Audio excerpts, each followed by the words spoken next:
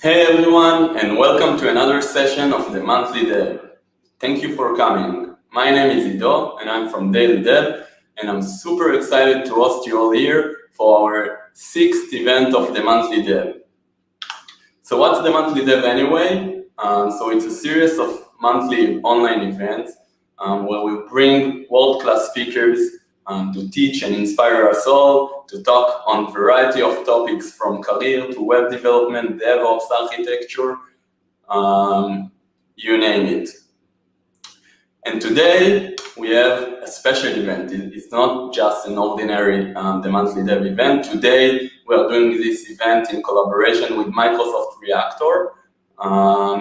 And together with me, Moria is here. She helped us to pull it off and to organize this event and to bring the awesome speakers from Microsoft and GitHub.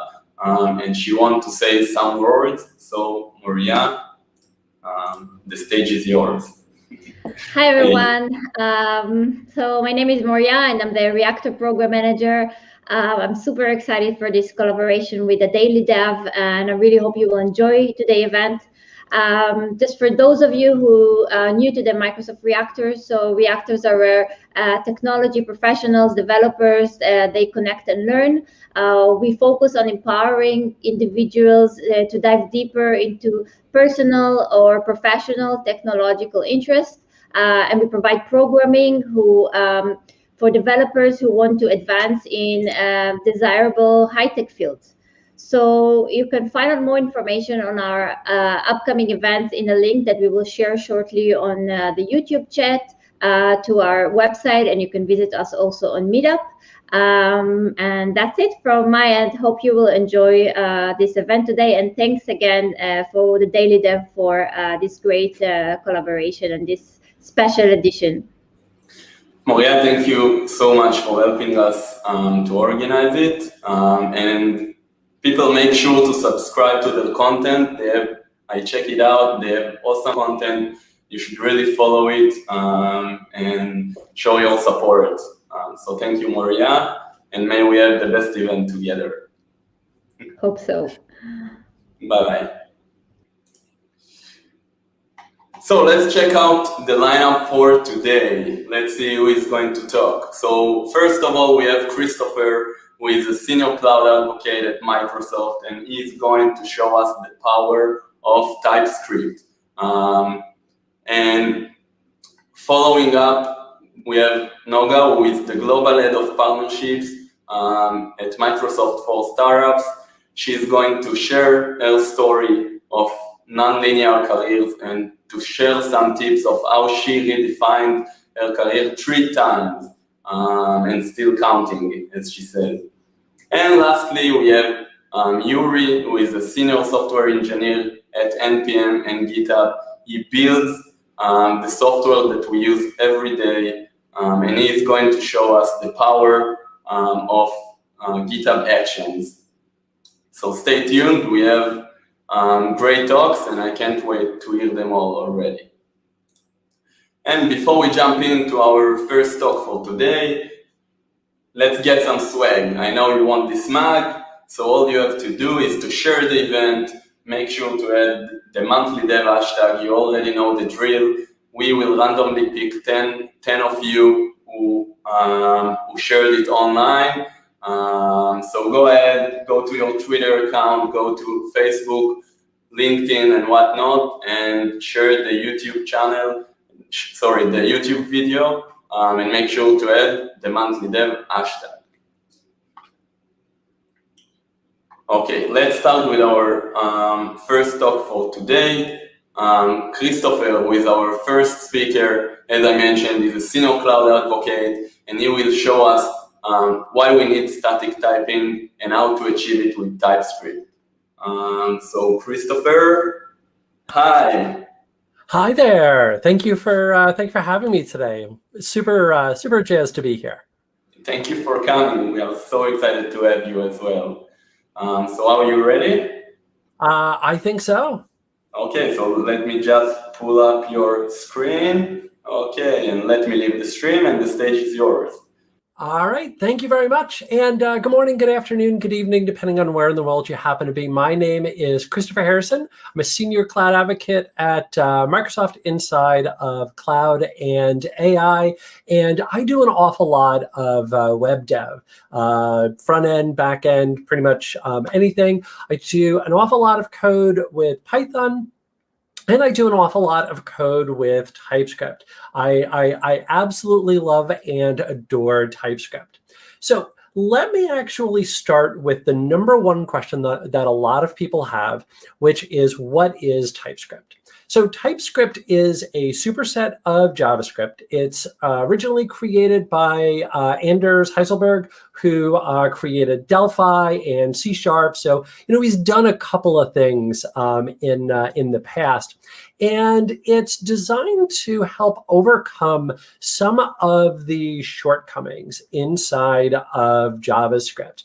And the big one that I'm going to focus on, but I am going to take a look at a couple of other spaces as well as we go through this, is when it comes to typing.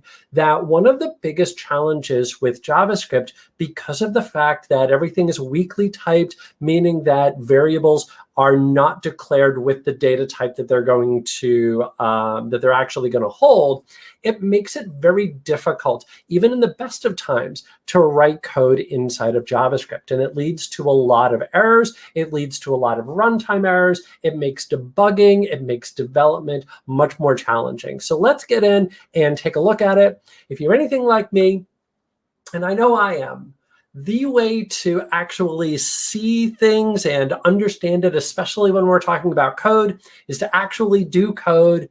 So let's get in and write lots and lots of code. That's what we're going to do. I realized I hit the wrong button here. Give me 2 seconds to share my screen back out again. Boop, boop. And there we go. And OK, cool. All righty. So here's what I've got going on. What I'm using here is I'm using code spaces, or GitHub code spaces, which is effectively Visual Studio Code inside of my browser. Everything that I'm going to be doing today is completely available inside of Visual Studio Code. So there's nothing that's fancy here. And let me also do this real quick before I forget. GitHub.com Geek Trainer. If I can spell that correctly. Monthly dev TypeScript. There we go. OK, cool. So that link is shared out, and that will have the source code once we actually create some. And you are going to notice that right now I don't have any. Let's create some source code here. So let me create a brand new JavaScript file here. I'm just going to call this index.js. And let's go in and create a function. Nothing overly fancy here. I'm just going to say function display message. And let's say a name like that. And let's go ahead and say console.log. And we'll print out our name here. Now, there's nothing that's fancy here. Everybody who's ever done JavaScript has certainly done something like this. This is effectively just hello world. But here's my problem. My problem is when I go in and I say name dot, Visual Studio Code doesn't know what name is. And so as a result, it's not able to offer me any type of support here. It doesn't know what to do because it has no way of figuring out what name is. And that really starts to, right away, pose a lot of problems for me when I'm going in and writing code.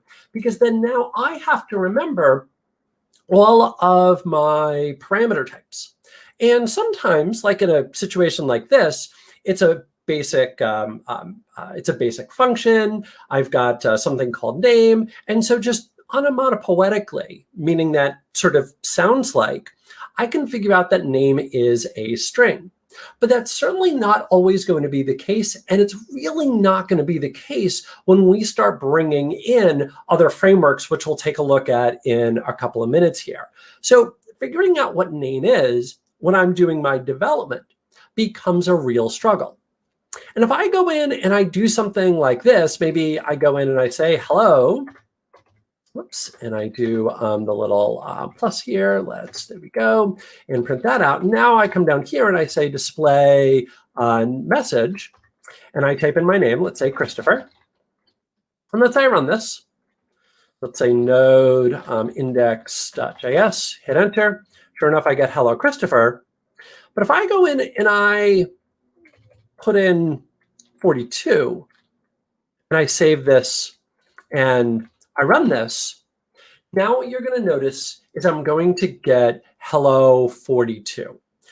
And so now what I'm getting is actually not a runtime error. I'm getting a logic error. And the reason that I'm getting a logic error here is because JavaScript doesn't have a way to know what my data type actually is here. It doesn't know a way to enforce that name is supposed to be a string. So it's going to take in a number here, and sometimes it will give me a runtime error. Maybe if I was doing math with this, if I tried to like divide by a string, it would fail out.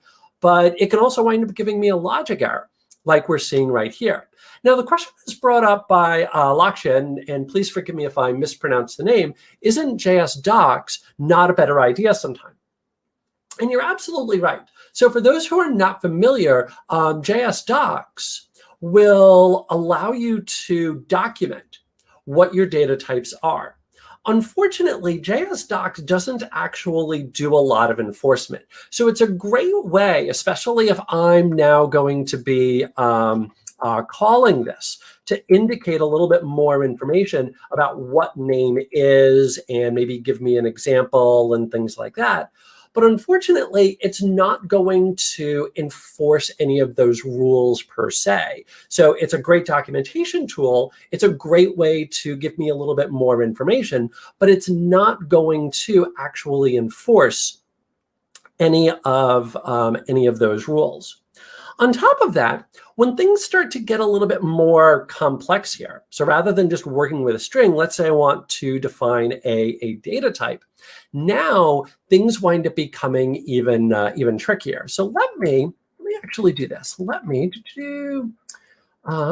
save that. Let me create a real quick package JSON file here, and let me, whoops, there we go.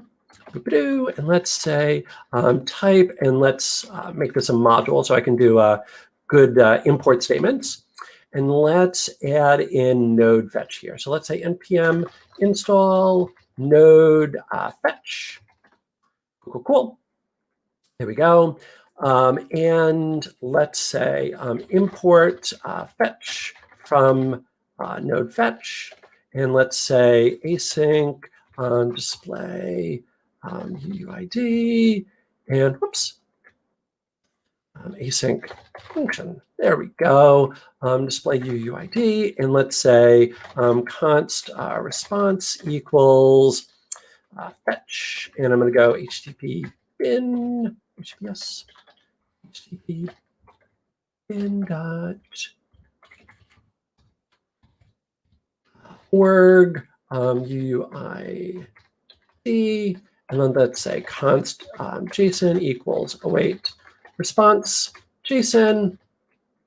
And let's, oh, that was kind of nice of it.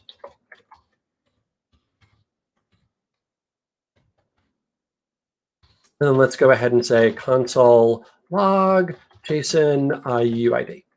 All right, so here's what I've got going on. So now what I've got is I've got a brand new function here that's going to use node fetch. And we're going to make a real quick call out to HTTP bin, which is a great little just sample website that you can use to make REST calls. And this is going to give me back a GUID.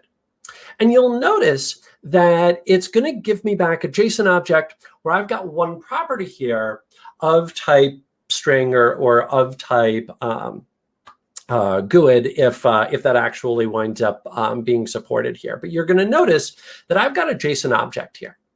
So let's come back over here, that I now want to start using that. And so you'll notice that I just quickly typed out JSON.uuid because I knew what the JSON was going to be coming back. Now, think about this. Think about the number of times that you're making an API call. And now what you have to do is stop and remember what was the structure of the JSON object that's coming back. Chances are you're going to have to go look that up, or you'll have to, fire up Postman or, some other real quick tool. Let me make a call. Let me see what the JSON object looks like. Oh, yeah, that's right. That's what this property name actually was. This winds up, once again, really causing problems. And quite frequently, I'm not going to know that I have an issue until I go to run this. And this is definitely something that like JS Docs, and again, don't get me wrong, I'm not trying to beat up on JS Docs. I think it's fantastic, but it's not really going to be able to help me out here because I'm not going to be able through JS Docs to define what that is supposed to look like. So this is where TypeScript comes into play. So let's do this. Let's actually just leave this the way it is. I'm just going to leave it the way it is, and I'm just going to rename my file here to .ts. And let's make this a TypeScript file. And the first thing that I want to do here is I want to define what that data structure is going to look like coming back. So let's create an interface.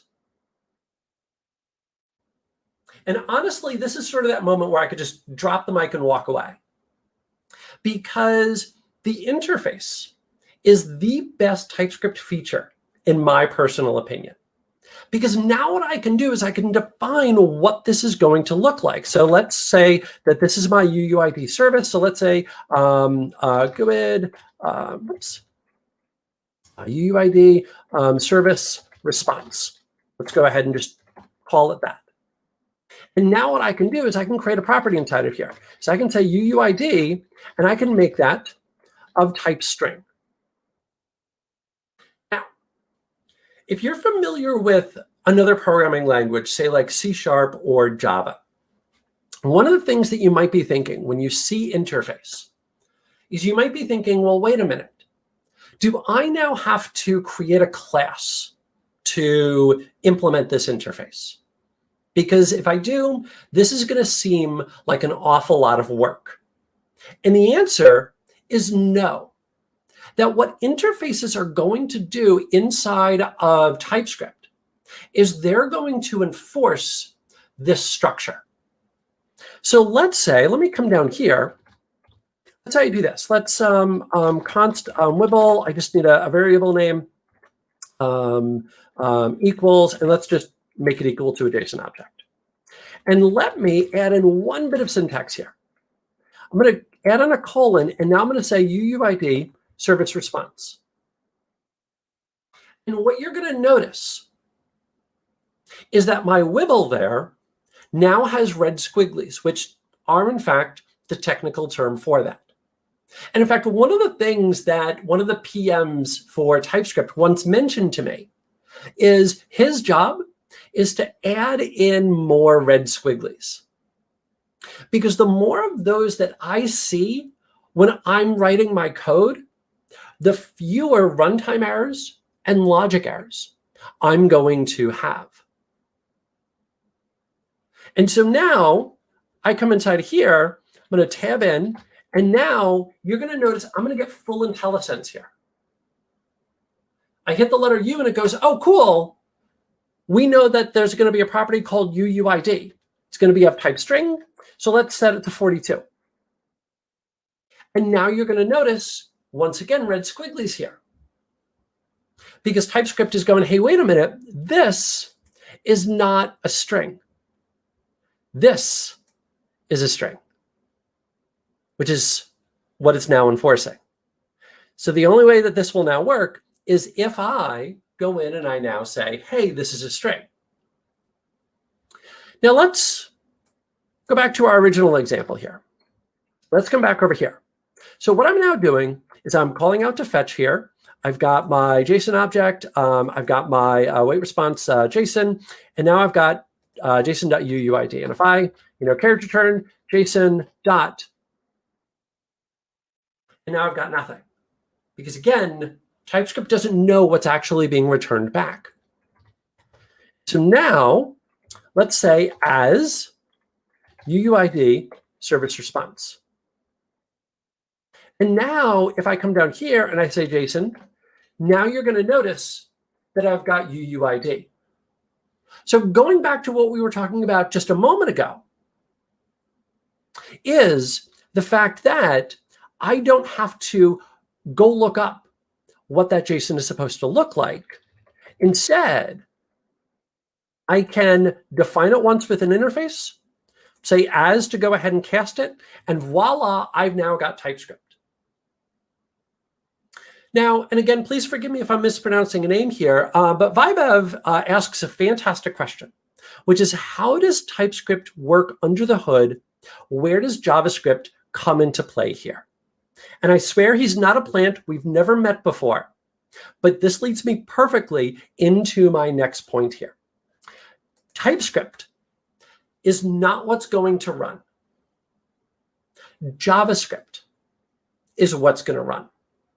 You can sort of think a little bit of TypeScript as you would like Java or C#. That in the case of Java, it's going to compile down to bytecode. In the case of C#, it's going to compile down to assembly. And that's actually then what's going to get run. The same thing is going to hold true for me with my JavaScript. Is what's going to happen here is it's going to need to compile into JavaScript. So how do we set that up? Well, I'm going to go back over here to my command line, and I'm going to add in a dev dependency here. I'm going to say npm install save dev, and let's say TypeScript. And let that go ahead and do its thing. And now I've got TypeScript installed. And let me add in a build script here. Scripts. Let's say build. You know what I'm going to do? I'm going to say build watch. Make my life a little bit easier. And what I'm going to add in is TSC watch. So what TSC will do is this is going to be the compiler. And this is going to be responsible for converting my index.ts into index.js. It's responsible for converting into JavaScript. So let's see this. I'm going to actually specifically tell it to compile my index.ts file for reasons we'll get to in just a moment. And now let me npm run build watch.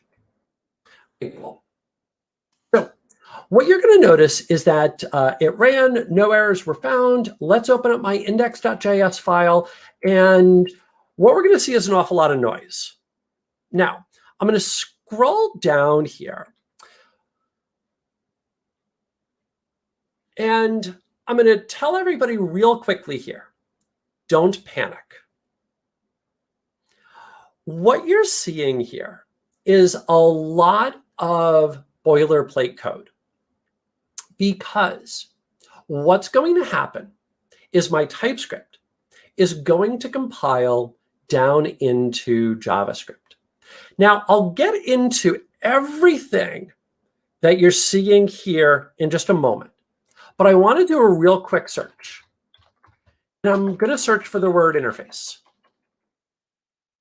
And you're going to notice that the word interface does not appear anywhere in here. Interfaces are completely weightless. There is no concept of an interface in JavaScript. And so as a result, when it's converted into JavaScript, it's completely taken out. Interfaces are completely weightless. You can create as many interfaces as you want to define all of the structure that you want, which is pretty slick. All right. Now, I want to get a little bit more advanced here. I've got just another couple of minutes here because I want to highlight that we're now getting like a couple of different error messages here. And the first thing that I want to do is this. Let me tsconfig.json. This is going to be my TypeScript config. And let me add in some compiler options here. And let's set up my root dir to be src. Let's set my out dir to be dist. Let's set my target to be ES 2017. And let's set my library to include ES 2015. And let me do that and src. Okay, so let's talk about what's going on here. What did we just do? It's a great question. So here's what we just did. What we did was we created a tsconfig file. And what this is going to be responsible for is controlling how we're going to compile into JavaScript. So what I did is I said, all right, I want you to look inside of a root directory called src for all of the TypeScript files. I want you to output everything to a directory called dist, short for distribution. And then, and this is where we get into that spot where we had all of that boilerplate code. This is our target. This is now where we can tell it what version of JavaScript we want it to emit to. And this is my second favorite feature of TypeScript. Because one of the challenges that you sometimes wind up running into is you may want to use a feature that your runtime doesn't yet support. And so all of that boilerplate code that we saw, that was because by default, this is actually targeting ES3, which doesn't support async await. But if I tell it, hey, I want you to do ES 2017 instead, now let's do this. Let's go ahead and let that run. And, oh, I need this as well. Oh,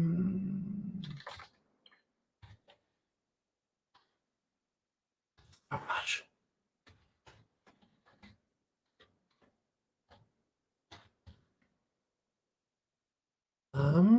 Why are you?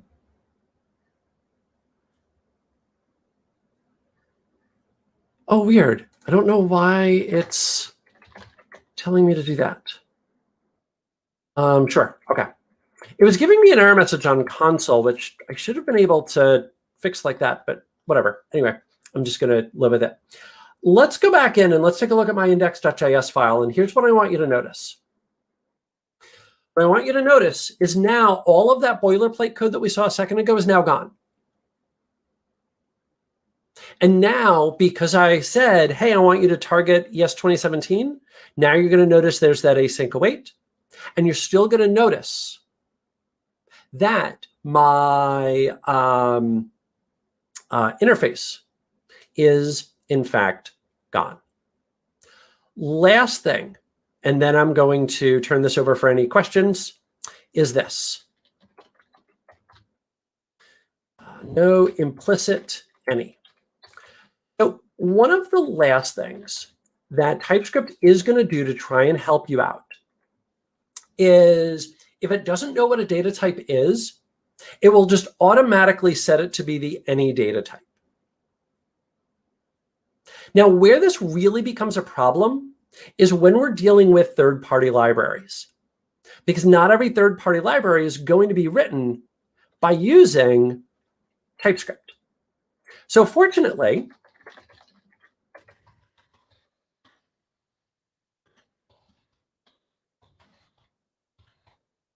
there is a full library of types that have been created.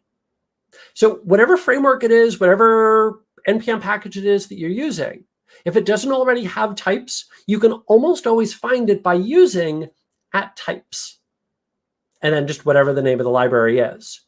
And so now when I run that, now it will install all of my types, and now you're going to notice that those red squigglies go away. And you'll also notice that if I go in and I now say fetch, then I'm getting some great information here about what's possible. I'm getting my data types. I could go look up to see what request info is, etc.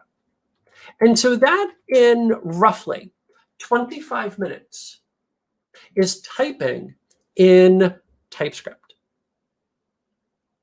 And the big takeaway that I want you to get out of all of this, and let me do a real quick git add everything, git commit m presentation over, and git push, so that way you can see all of my source code.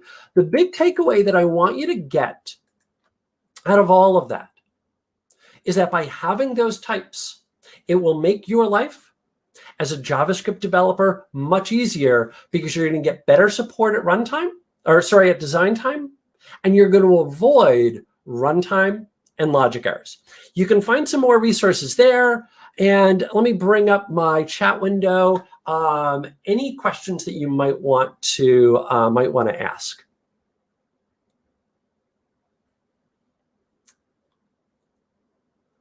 The transpiler is written in TypeScript while transpiling itself. That's correct, Warren. Yep. Yeah, I like that, how Sass is compiled into CSS. I think that's a great analogy there. Tom asked, does this do automatic serialization? It doesn't. That's actually just part of what fetch is going to do, and by calling the service. So it doesn't actually do that. Let's see.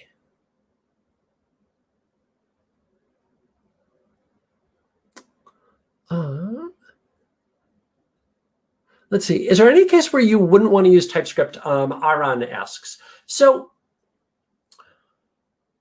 one of the things about TypeScript is there is a little bit of overhead that's involved, because you are going to have a little bit of a build process, because remember, it's not the TypeScript that's going to run, it's going to be the JavaScript. So I am going to need a build process to convert my TypeScript into JavaScript. And some people may decide that that's a little bit of additional overhead, especially for real simple projects. But for me, and again, this is my own personal opinion, I think if you're doing anything at all that's going to be production grade, anything at all that's going to be, relatively,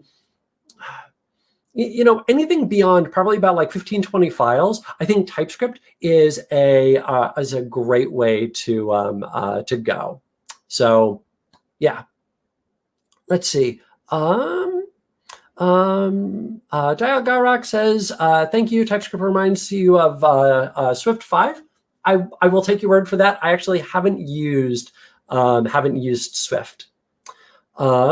Quick prototyping will be something. Yeah, absolutely. Laksha mentioned, and that's again, one of those great things that I can do with interfaces. And when I'm doing my own object design and my own framework design, I really like just to create interfaces, because I can then get the IntelliSense and I can start to see how I would expect something to look and something to behave. So I really like it for that. Sachin asks a fantastic question here, which is, how much impact does it have on the CPU? And the answer is effectively none. So you're not going to have any real overhead necessarily with the build, unless you're talking about really, really large projects. And the JavaScript that it's going to emit is going to be rather performant. So you're not going to see a performance decrease because of the fact that you're using TypeScript. Cytostatic asks, do I ever use Deno? Because Deno can actually run TypeScript right away? And the answer actually is no, I haven't yet. I've heard great things about it. I just haven't had a chance. By the way, I'm going to stand here and just keep answering questions until somebody stops me. Yeah, so it's my cue to go in. So thank you very much, Christopher, for being here and teaching us about TypeScript. If you have some free time, please go into YouTube and try to answer all the remaining questions. I bet everyone will appreciate it. I absolutely will. Yep. And I second everything you said about TypeScript. Ever since I moved into using TypeScript, I can never go back to JavaScript. I do when I do demos, I still write them in JavaScript because there's just not enough of a base that knows TypeScript, and it always pains me a little bit to have to go back to JavaScript. Yeah, me too. Okay, so thank you very much. Thank you. Enjoy the rest of your day. Thank you. Thank you for having me. Bye-bye. Before we jump into our second talk for today, if you don't know daily.dev already, I just want to let you know that it is a platform where you can get all the developer news in one place. You no longer need to look for news in thousands of blogs and all over the internet. We got you covered. All you have to do is install our browser extension or use our web app.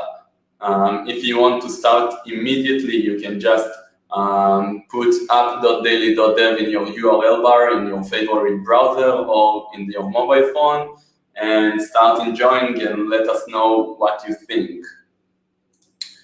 Enough with the promotion, let's go and start our next talk for today. Upcoming is Noga, who is going to inspire us and share tips about how she redefined her career 3 times and how you can achieve non-linear career path. So please welcome Noga and show your supports in the comments. Hi. Thank you so much for having me. Hey, I'm just going to ask you if you can hear me okay? Yeah, perfect. Okay. Yeah. All right. Thank you. So welcome, everyone. My name is Noga. I am both American and Israeli. I live in Tel Aviv, but I'm part of the Microsoft headquarter team that manages Microsoft for Startups. My current role is leading part of our partnership business. So essentially the strategy and implementation of how we as Microsoft for Startups work with investors and accelerators in other types of organizations in order to support up and coming entrepreneurs, maybe such as yourselves. If any of you are startups in the audience, feel free to touch base later on. So what I wanted to talk about today is my own journey to changing careers and reinventing myself quite a few times. I found this topic resonates with a lot of people, regardless what career they're in, regardless what they're doing today. A lot of us tend to, want to switch paths and not be sure how to do it. So I wanted to share a bit about my journey and give you a few tips and tricks that I've learned along the way.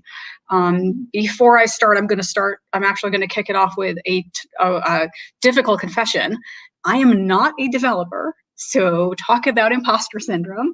The only engineering I have ever done was in BASIC back in the early 90s. So I'm going to talk about slightly different careers and career choices in tech, but I think it's going to be very applicable to what you all do and maybe some of the dilemmas you're having. So what are we talking about when we're talking about a nonlinear career? So historically, traditional jobs, and still, some of them still work this way. You graduate from college or university, or in Israel, the army, you land your first job, and then you work your way up the corporate ladder, you get a promotion, you keep getting closer and closer to that coveted, the higher spot on the ladder. At some point, you retire, and then you die. Sounds simple. It's still a very hard route. Loads and loads of jobs still work this way. But in our area of tech, it doesn't work doesn't necessarily have to follow this path. And in the last 10 years, things have gotten a lot more fluid, and a lot more people are pursuing what's called a non-linear career, which means you change your mind, you try different things. Sometimes you go back and you start a second career, and maybe you'll get a different education. You'll change jobs again. Maybe you'll work part-time. Maybe you'll go and kind of make a lateral move. So there's a lot of different options here. My own journey really took me on this road over the last 20 years. Or 25 years, can't really take credit for it. It was never intentional. It just kind of happened. My personal philosophy is to really go after what makes me happy in the moment. So I've never been one to plan too far ahead, or to do something now because maybe in the future it will get me a job that I like. So that has brought me to try a lot of different things and make quite a few career changes. So for the sake of time, I'm going to go over this very, very quickly. But if we start off in the left, bottom left corner, what I actually started out doing was in the Israeli military. I was in the liaison unit to the United Nations, essentially liaising everything that the Israeli forces were doing with the UN forces that are here in the different borders. So that was my job at 18 years old, half choice, half not so much. Going up to the top, if anyone recognizes this particular South Park episode, I put it in there because what I did next, after I graduated, after I did my first degree, I actually went to work for the Israeli home shopping channel, which was a very interesting choice for someone who is in her early 20s, starting her career, really just going after trying new things, wanted to see what marketing was like, wanted to, and honestly, if I'm being really transparent, they just paid me the most. So off I went, and that's what I did. After that, I actually decided that I wanted to change the world. I was passionate about contributing to society, and I went and worked in the nonprofit sector. At some point, I'm giving you a bit of context because at some point I'm gonna jump over and talk about some of the tips, and this context will help a bit. Decided I wanted to move from the nonprofit sector to a for-profit sector, and this is where I got a gig at Microsoft. It was not easy. It was actually due to a lovely woman going on maternity leave, and they needed someone to come in just for a few months, and that's how I started at Microsoft. Did another detour in the middle during my years at Microsoft, moved over to a food and beverage company, became a director there of internal communications for 5 different daughter companies. Decided I hated it, started crying, threatened my parents that I was moving back home when I was already in my mid-30s. And then lo and behold, received an opportunity to come back to Microsoft and start to work on a new motion that was back then kind of in its infancy, working on how we work with startups. And more or less since then, that's the space I've been in. I've had a chance to do different roles and to grow, but it hasn't been without its challenges. And I wanted to talk a bit about whatever your dilemma is, whatever it is that you're thinking of moving into. Maybe you're an engineer who wants to become a PM. Maybe you are a developer who has specialized in a very specific area, but you want to move now into a different area, and perhaps you're self-doubting, perhaps you're not seeing as many doors open for you. I wanted to share a bit about what I found works really well in terms of creating those opportunities and making those leaps. And I know we have a really short amount of time today, so I went really fast through my own personal story, but I'll try to also pepper a few examples as I talk about kind of the tips. So cheat sheet. If you're going for a nonlinear career, or you find yourself in a situation where you really want to make a change, you want to do something that is more aligned with your values, your passions, you're just not feeling your current job, and you're wondering how to go about it. Couple of things that I found really helpful. One is to really think about your own personal price of change. And what I mean by that is that any change you're going to make in your life, especially when you're changing your career, requires you to pay a certain price. It doesn't have to be a negative price, but it does require something to change in your life. It could be perhaps a lower salary for a period of time until you ramp up in a new career. It might be moving. It might be moving your family to another city. It might mean that instead of being a manager, you're going to be an individual contributor for a while. There's all kinds of different prices of change that go in making a change in your career. So for me, it was really helpful to decide what is it that I'm willing to live with when I'm embarking in this new path and looking for these new opportunities. This one I learned the hard way. Run towards what you want, not away from what you don't.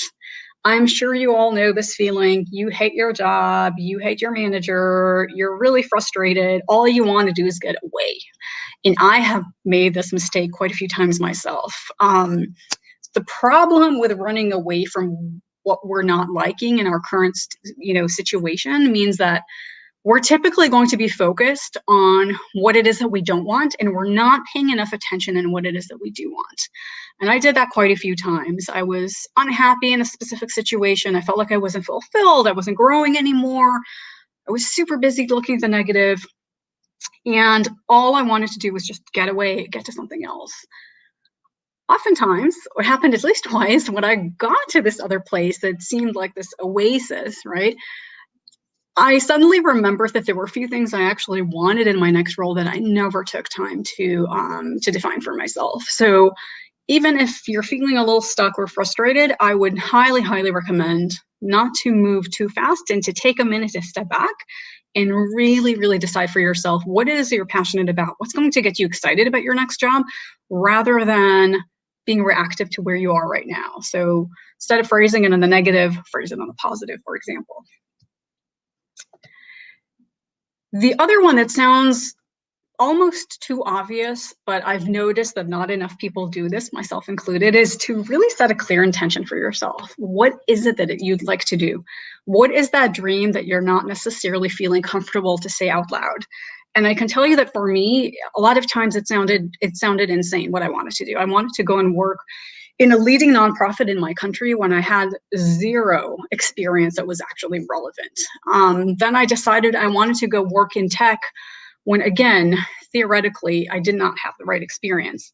But being able to really set those intentions, being really clear with yourself what it is that you're looking for, and then taking that next step and being brave and communicating it to others, you will be surprised how many people will come in and be willing to help you and give you a chance.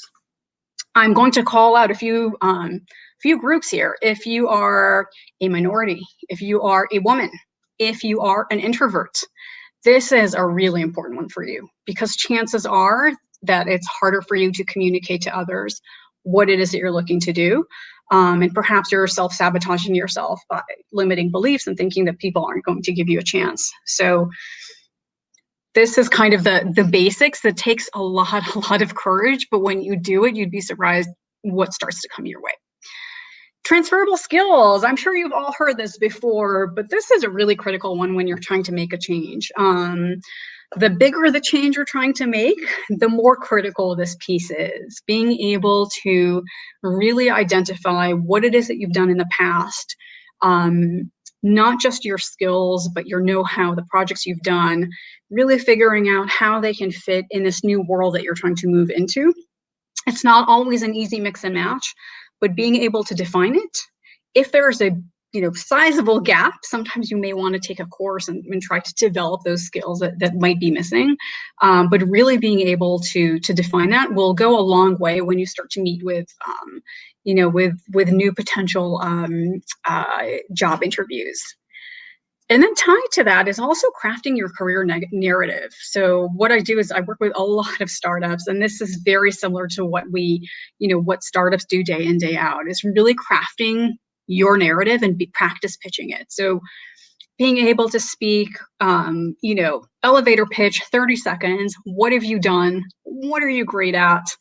And really focusing on those transferable skills. What do you bring to the table? Even if you're making a career switch that's a complete 180, what are you going to bring to this next role that is relevant? Sometimes it means using slightly different lingo so that it lands better with this new direction that you're going in, and that's what's going to help someone understand what it is that you and only you can bring to the table because you have this broad experience.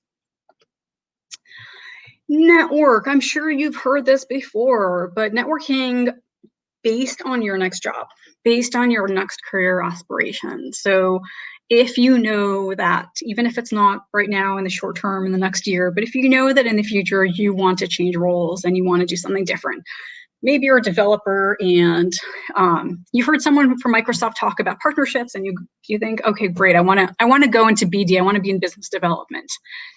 Start to network now for where you want to be in a year's time. Start to meet with the right people, start to go to the right events, start to talk to people, ask for coffee chats, for one-on-ones. That's what's going to really help you, understand what it is that where it is that you're trying to go to, what it is that you're so interested in, and start to get to know the right people and allow them to also discover you and discover the things that you bring to the table to this next job. And the one thing I'll remind everyone, all of us, myself included, when we're feeling a little down about this whole process, it only takes one person to give you a chance. So very much like the startup space, when startups are looking for funding, they hear no 99 times out of 100. When you're switching careers, you're probably going to hear no quite a few times, and that's okay. You only need that one person who sees you, sees the potential, sees what you're able to bring to the table, sees all the experience you bring, even if it's from a different area, and is willing to give you a chance to try something new. And I would also say, try to be that person for others as well. That's what I've tried. What if you don't know what you want? And God bless, I have been in this position quite a few times myself, where something just doesn't feel right. I feel like I'm not fulfilled anymore. You know, I'm not really that into doing the same thing for a few more years, but I'm not 100% sure what it is that I want to do next. And I'm really looking for something that excites me, something that I'll be fulfilled in, that meets all of my personal criteria. And that's, you know, different for each and every person. One of the things that I have found really helpful, and I've also coached, you know, many people through, is really looking through everything you've done in your life, all the way through grade school, and really understanding, focusing not so much on the content. Maybe you were good at maths, great, but not focusing so much on the topic, but really focusing on the experiences and how you felt, and figuring out when it was that you were at your best. When was it that you were in flow? When were you excited to come into school? When was it that you were excited to work on a university project? Even if you hated your last job, what did you still like? Which days still worked well for you? And then really trying to tease out, what was it about those days and about those projects that made you happy? Was it because you were working in a team? Maybe just the opposite. Maybe you're an introvert and you love those days where you were just left alone to do your thing and work by yourself. Was it the days that you felt like you were being challenged, or was it the days that you felt you were at mastery? All those little clues will help you to get a better understanding of what makes you happy, not just the topics, but also the environment, also the type of challenge or the type of experience that you know, based on your past, there's a good chance that is going to bring you to that sense of fulfillment and joy that you felt in the past. The other thing is to just try things on for size. I drive myself crazy with this one. I always think that if I can just project myself into the future, if I can think about the problem long enough, I will know what's a good fit for me. And the truth is, there is no knowing until you actually go and try it. And there's been many things that I was 100% sure I would love, and I hated every minute. And just the opposite. There were things that I was told to do, different projects and tasks that I was given. One comes to mind at Microsoft. I was miserable when I heard that I would have to do it. And then when I actually got into it, it was some of the best experiences of my life. So If you can afford it as part of your price of change, I would really say try things on. Volunteer, be a mentor. It could be being an intern. No matter how old you are, you can be an intern. You can ask to shadow someone. There's a lot of ways where you don't actually have to change your career completely. You don't have to quit your day job, but you can try out little things, little projects, see if they resonate, see if they're as exciting as you thought that they would be. And then you have some more data to work on. You have to work off of. You have a bit more data on whether that thing that sounds so exciting is actually something you want to pursue down the line or not. And it's fine to do this with 3 things, 5 things, 10 things, but doing and trying for me has been basically the only way that I was able to actually know if I was happy or not in that area. The last thing is write your own job description. What I have found is just so inspiring in the world we live in right now is, especially in tech, everything is moving so fast that even if you can't find the exact job that you want, there's a good chance that you can create it for yourself. Even if not today, maybe in the near future, maybe the role that you've been pining for just hasn't been created yet. Maybe no one is doing it yet. I can give you an example. I did my master's degree, of all things, in gender studies. As you can imagine, gender studies has absolutely zero applicability, so I thought, in the tech space. I did it for myself. I never, ever thought that there would be anything to do with a gender studies degree. Years go on, I'm at Microsoft, I'm working on the startup space. And I noticed that there's an opportunity for Microsoft to take an active role in how we support female founders. I pitched it. I wrote my own job description. I negotiated. It wasn't perfect. I didn't get a full-time job just doing this. I negotiated with our organization's leader, and I managed to craft a role leading a set of strategic initiatives, that being one of them. And that is something that 5 years, even 2 years before, I would have never even imagined would be something that I could bring into my current job. I would have never imagined that it even existed. So really try to think about what it is you're looking for and see where there's places where you can try to either create it, maybe by building your own startup or your own company, or negotiating your current role to include just a bit more of what you love, just a few more projects that will get you in the right direction. Yeah, I think that is it. I'm probably talking a little too fast because I was hoping to get through everything today. So with that, I am going to take a few moments to read your questions. So give me 1 second here to get back. I can help you out with the questions. I already moderated some of them, so Awesome. Let me read them out loud for you. We've got tons of them, so hang tight. First question, you can see it on the screen right now, but let me read it. How would you support yourself financially while moving back and forth with different paths? So, I mean, there's a few ways. I know what I did in this space, but it depends on what your personal situation is, honestly. I used a lot of just savings that I had, and I really made a plan, and I was very clear with myself about how many months I could afford, for example, not to work or to work at a lower salary while I was transitioning. So, and sometimes it also means staying in your day job. If you have a day job and it pays well, staying in that job, and then finding that extra time, those 2 hours a week where you can start to do something else, so you're not giving up your paycheck in order to make this change.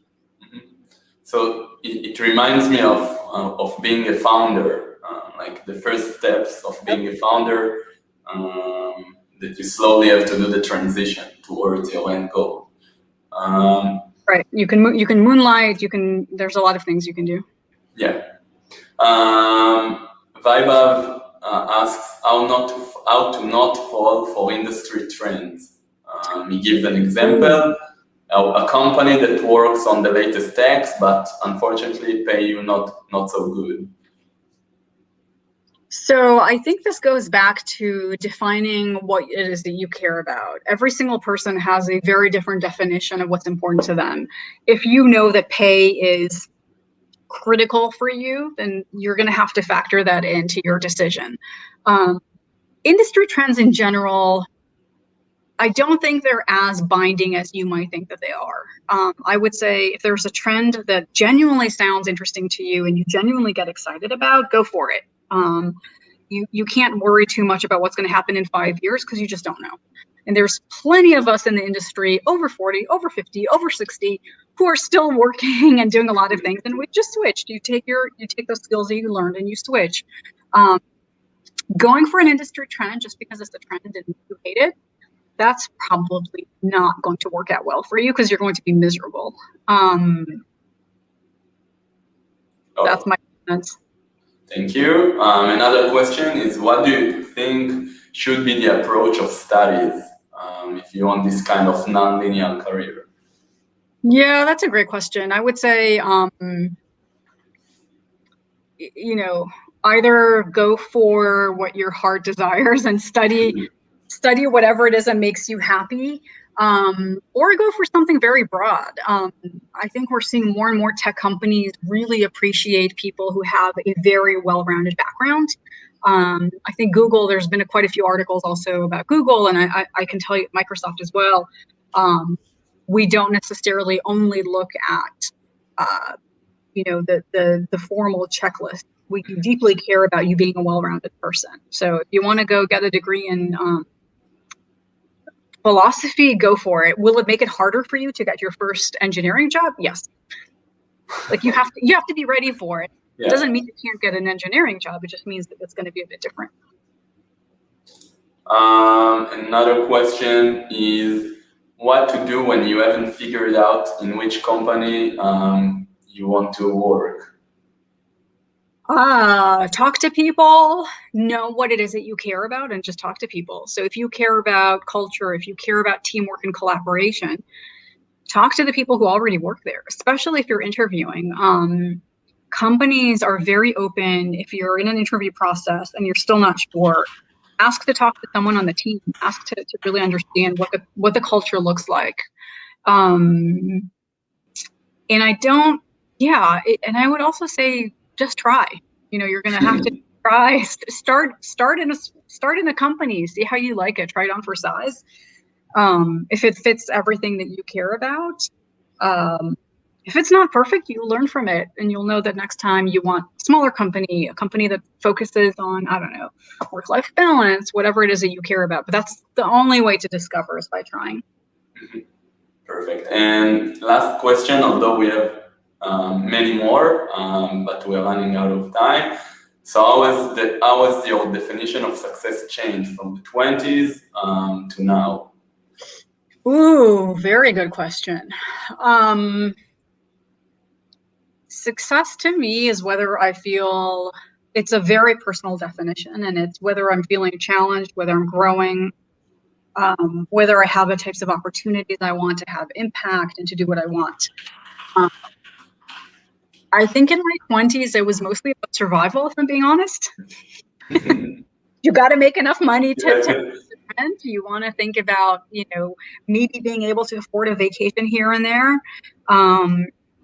In my 30s, it was more about growth. It was about being able to have more, both stability, but also more freedom to try to do things, to speak in my own voice. And now when I'm in my early 40s, I think it becomes more and more about freedom, about doing what I want. That's how I feel right now. Perfect. Okay, so we are running out of time, so I would like to thank you so much for dedicating the time. Seeing your career path is something very rare, especially in the tech industry, I believe. It's not rare, do you think, by the way. We did some sharing at Microsoft for Startups and with a few other organizations I was in, and I want to give everyone hope because it is not that rare anymore. It's changing. Yeah, so good news for everyone who is thinking about it. Anyway, you have some question waiting for you on YouTube, so please take the time to answer them. I bet everyone will appreciate it. Will, again, thank you. Thank you for thank having you us. very much. Bye-bye. So in case you missed the chance to win our awesome mugs, branded daily.dev mugs, this is your last chance to win them. All you have to do is go to your favorite social media and share the YouTube channel along with the monthly dev hashtag, and we will randomly pick the 10 shares and send it to you. Just make sure to keep your DMs open so we can contact you in case you win. And I hope you are ready for the last talk for today. We have Yuri with us, who is a senior software developer at NPM and GitHub. He's going to show us GitHub Actions in action. So please make some noise in the comments to Yuri. Hey! Hello. Hello, everybody. How are you doing? I'm great, going after those two great talks, really terrified, really, because we had this great talk from Christopher, and I think you might see some similarities in what I'm going to show, because it's all about JavaScript ecosystem and PM and stuff. And also I really can relate to the second talk with non-linear careers. Perfect. So I always wanted to try out GitHub Actions. Unfortunately, I didn't have the chance, so can't wait to hear your talk. So good luck. Let me just add your screen. Okay. Enjoy. Good luck. So yeah, thanks everybody for waiting till the end of to this sort of presentation. I'm streaming from Tel Aviv as well, and my name is Yuri. My handle in GitHub is Radiant Space, and currently I'm a software engineer in Microsoft and GitHub. And since NPM was acquired, I'm working on NPM. But before that, I was working in Microsoft on App Center, which helps you to automate workflows related to your mobile app development. So I'm quite some time in this automation business. And yeah, so let's talk a little bit about the GitHub Actions. Actually, I'm not a professional presenter. I do this once in a couple of months or so. I try to force myself to do that. And if something goes terribly wrong, please be compassionate with me. So GitHub Actions actually really help you to accelerate your software development lifecycle. And that's what we really want. We don't want to waste time to discover a typo in master branch. So we want our CI to work, and we want our builds to be run automatically and consistently. So not related to a specific developer machine. But really in an isolated environment where we every time get a predictable result. So DevOps is very important, and GitHub Actions really help us to do that.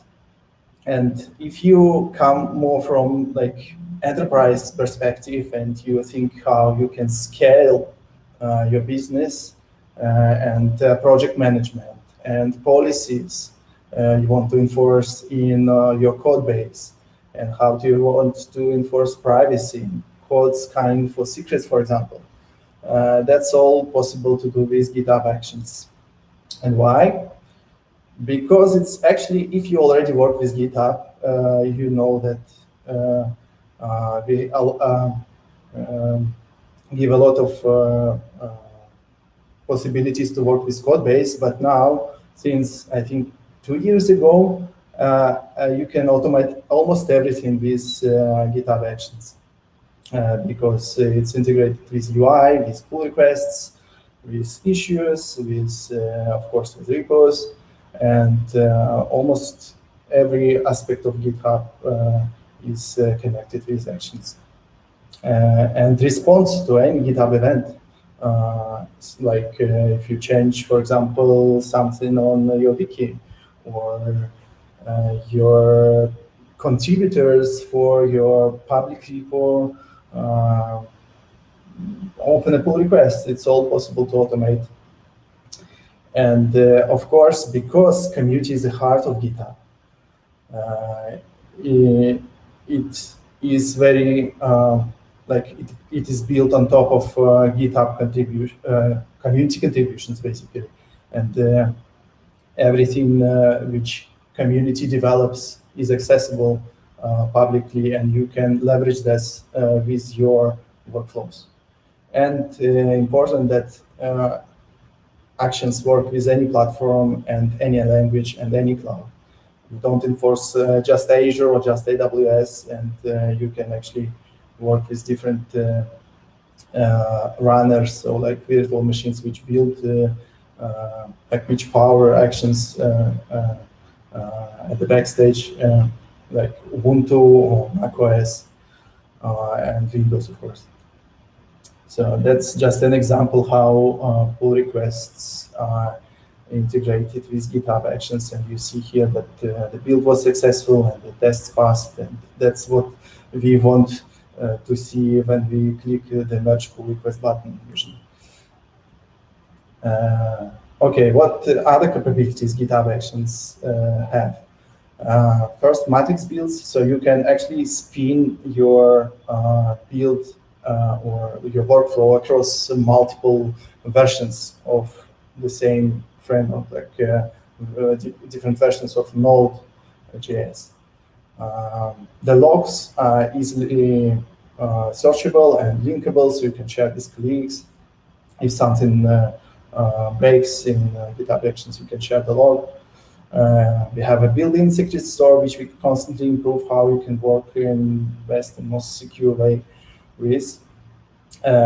It's really easy to write GitHub Actions. It's YAML, and it's quite easy syntax when you get used to it. And also we allow very easy way to share your actions if you want to make them public in the marketplace. And since February 2021, we have GitHub Actions support in Enterprise server for GitHub, which is important for enterprises. What news we have here? So basically, because community powers our ecosystem in GitHub, the marketplace for actions consists currently of more than 9,000 of actions, and that number grows considerably. Like last time I was looking half a year ago in marketplace, we had 6,000 actions, and so it grew like 50% or something. And the ecosystem is growing. Like we have actions from big cloud providers like DigitalOcean, AWS, Azure, Google Cloud Provider, and whatnot. And as I already told, we have Linux, macOS, and Windows workers. So enterprise features we have recently added are self-hosted runners, so you actually don't have to rely on our managed runners. Maybe you want or like don't want to have this headache of setting up runners, then you find to use our own runners. But if you want to have some isolated environment where just you manage those runners, you can spin up a pool of those and run your actions on your own runners. And yeah, and you can route whatever workflow to a particular pool of runners based on labels. So yeah, some actual demo, and I have always thrilled to show live demos, like when Christopher typed npm install, I can immediately imagine how those requests come into our infrastructure and handled. So it's really scary to see live demos. But yeah, I prepared here a small Node.js project in plain JavaScript, so no TypeScript here, which outputs a hello world message, nothing really elaborate. So when we type npm start, it should just run my command from package.json file, and it just runs the index.js file is not. And basically, what I want to, I also set up a test here. So when I type npm it runs a test, and the tests validate that it really responds with the message I wanted to respond. I publish the package to npm. It's actually a package which I named here, the package.json file. And the repo is the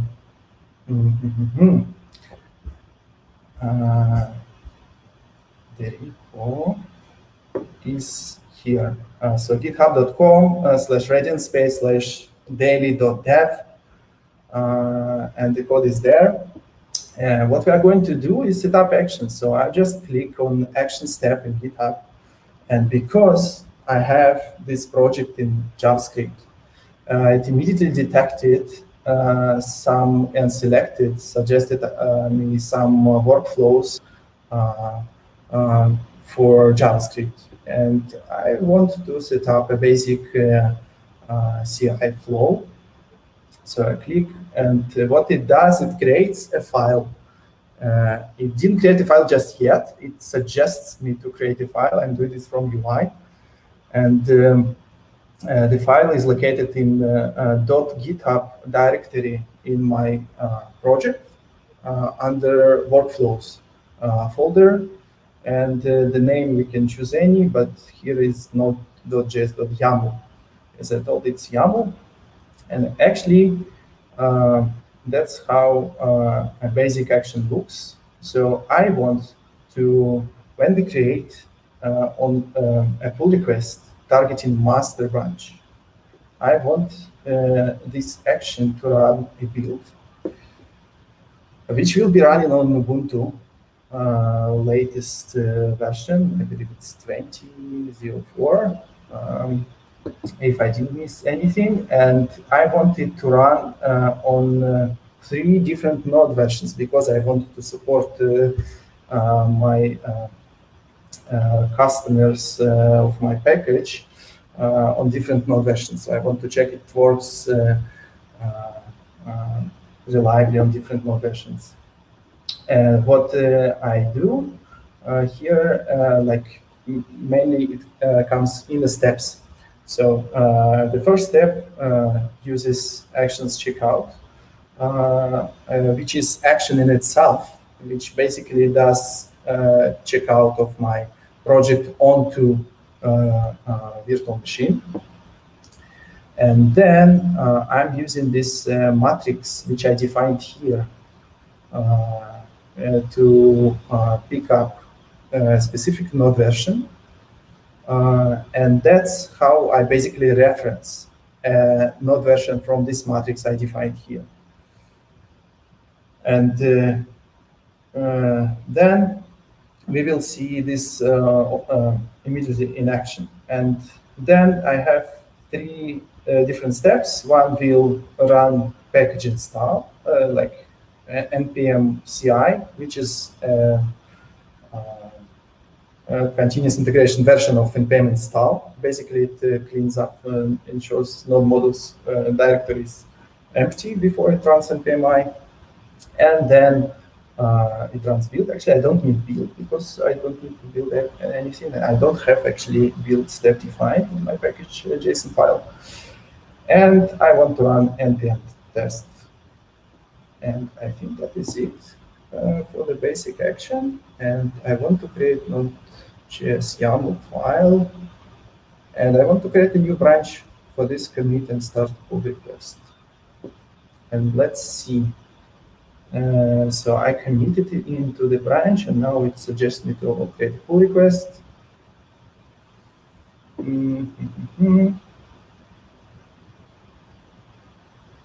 I'm just checking chat briefly. Okay.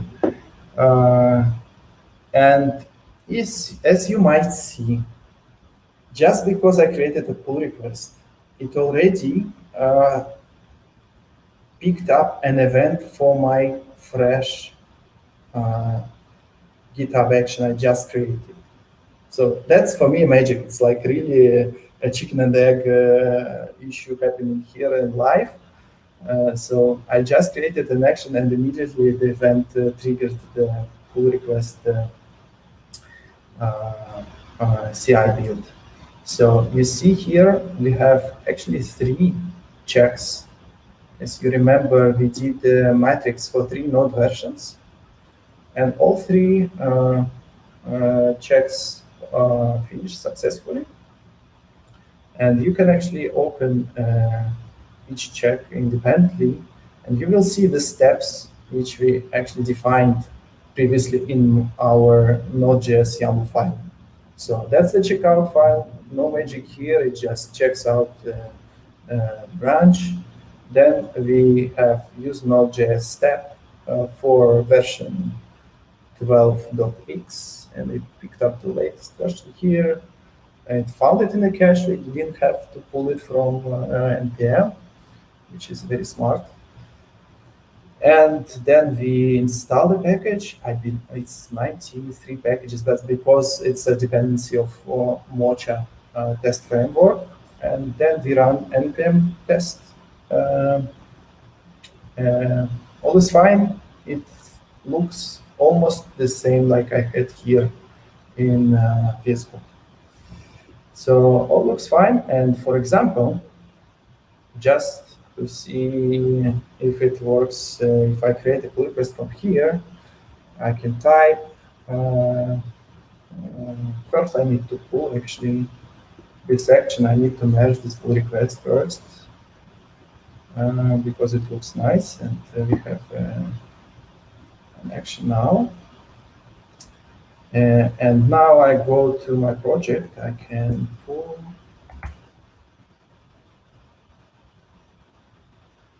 The change, you see here our action, and if I want to, for example, I'm a contributor of this repo and I want to change something here, daily dev, creating a branch, something like daily dev, just committing that. I want to change this package to be saying something different.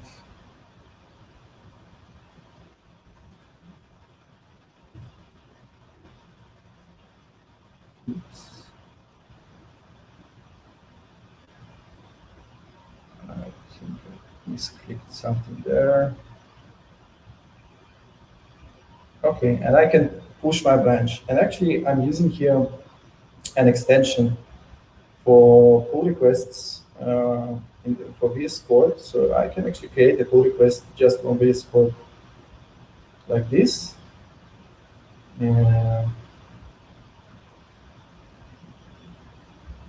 then I can see everything we just saw in the GitHub UI. Almost everything I can see here. I can assign reviewers. And actually, I see pending checks here, which are basically our actions. It's the same like here, but you see here the PR actually is not successful. The checks failed. And why is that? Of course, because I didn't change tests. So yeah, I'm checking in my test basically here. The string which this function returns, and I actually wanted to reflect my change in code and how. There was a question actually before how big JavaScript code base can be managed, and the only answer is tests. Like there is no other way, and of course TypeScripts help a lot to reduce this pressure from when you develop stuff in. Yeah, really strong typing is really smart thing invented, but we still have to work sometimes with JavaScript code base. Okay, let me check it locally, if that fixed the issue. And push there, fix to my test.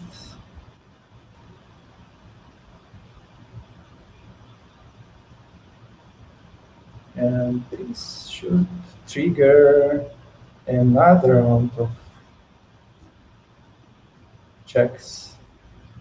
Yes, so it's queued now. Workers pick that up. Again, actually, we don't have too much time. I wanted also to show actually the how I can publish this package to GitHub packages, and I will not finish that, but I will show you just how it's easily done with predefined action here, and we can just create this another file in workflows, and basically if you create release in this repo, it will set up my package, check it, and then you can publish it either to npm.js or to GitHub packages, or to both. So yeah, I wanted to talk a little bit about tips for actions. So you can actually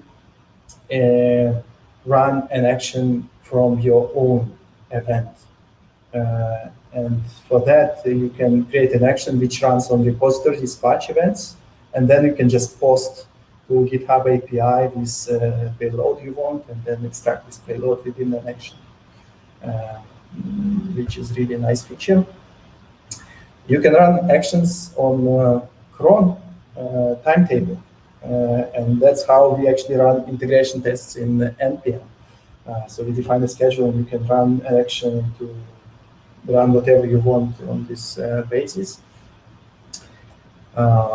You can have complex jobs which rely each on each other, and like resolve dependencies like that. And job 3 will only start when job 1 and job 2 finished.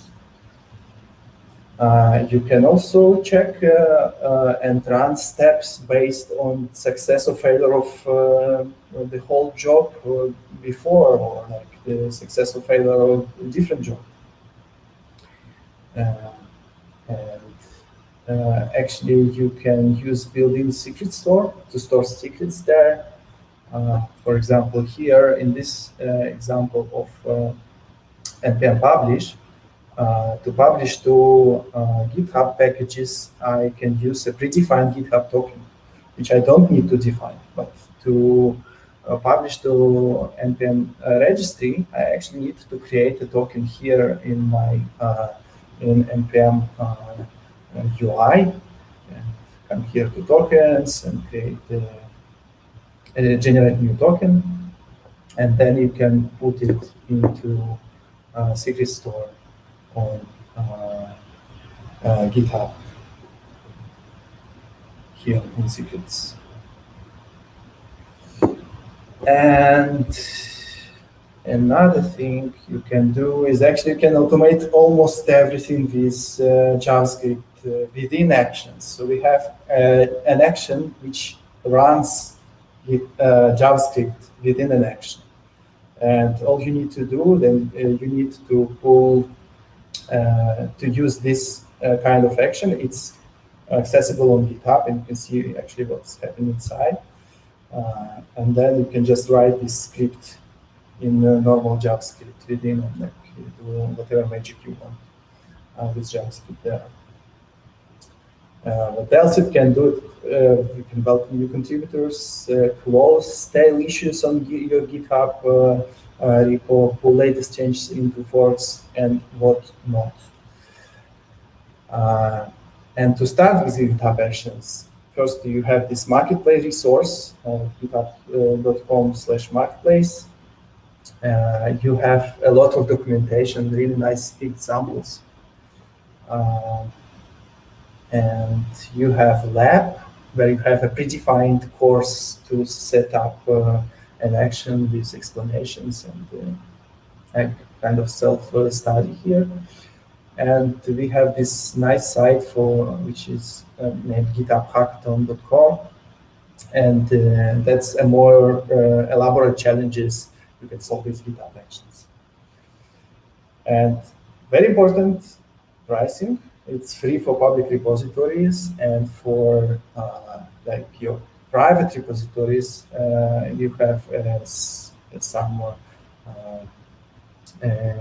free minutes to try. And you can run it actually for free on your own hardware if you want. And that's the link if you want to try Actions today, or just from your GitHub repo. And I'm ready to answer some questions if we have time for that. Thank you so much, Yuri. Yes, we have a few questions, so let's get it done. So first question from Vaibhav is, why does Action use YAML?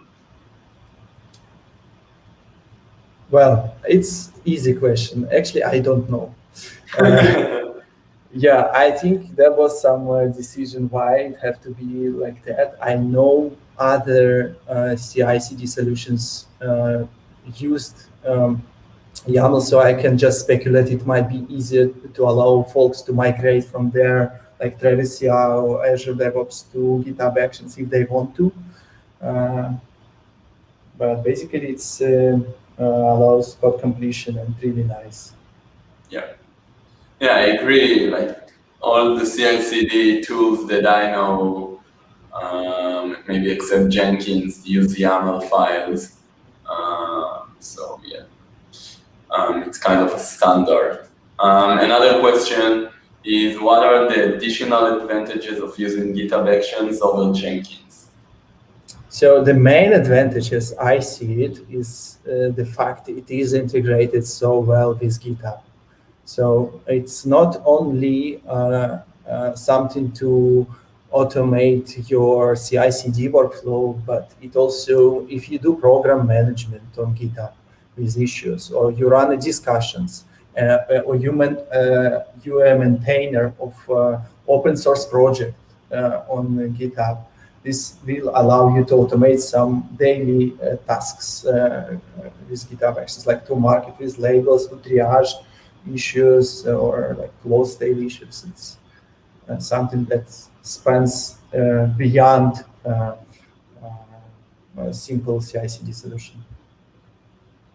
Yeah, and also I think that Jenkins is something that you need to manage, right? Compared to GitHub Actions, which is just there for you. Yeah, last time I touched the Jenkins, it was like 8 years ago. So yeah, some servers there running. I don't know if they have cloud services, Yeah. but I don't know. Okay, anyway, that was all the questions so far. If you have more questions, feel free to ask them in the comments. And that's it, Yuri. Thank you very much for being here and coming. Thank you for inviting me, and thanks for other two presenters. Like, I really loved listening to the talks which we had today. Okay, cheers. So enjoy the rest of your day. Bye-bye. We are about to close our 6th event, and beside the mugs that we are sending all over, we also have a monthly prize, a monthly raffle that we are doing, and currently we are giving away Sony headphones, and I would like to announce the winner for today. The person who will win this Sony set. So this is Corben. Corben, you win. I hope you are here with us to hear this, but if not, we will reach out with email, don't worry. You won the Sony headphones, and actually, if you want to know how we managed to bring so many referrals. So he published a blog post about daily.dev on his personal website, personal blog, and this post was highly viral, and it brought hundreds of referrals. So if you want to win the next prize, which is the Sonos One speaker, all you have to do is bring your friends and invite them to use daily.dev. And you can check out your progress in the link below. And we will announce the next winner on the monthly dev, which happens on July 27th in the same time. So make sure to invite your friends, and you can win Sonos One speakers. And until then, thank you all for coming. We will soon open registration for the next event, and make sure to subscribe to our YouTube channel so you won't miss the upcoming videos.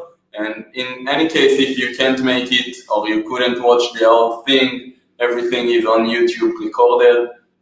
Feel free to watch it. So thank you all. Bye-bye. Enjoy the rest of your day. See you soon.